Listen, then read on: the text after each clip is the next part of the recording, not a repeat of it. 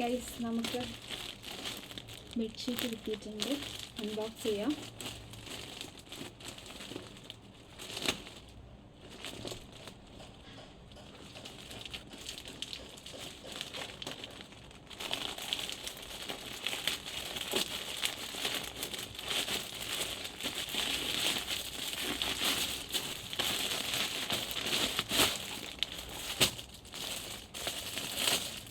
ഒരു സ്പെഷ്യാലിറ്റി ഉണ്ട്.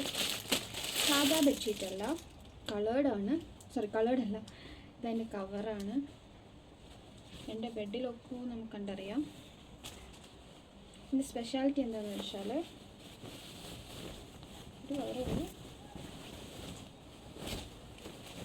ഒരു കവറുള്ളൂ കേട്ടോ.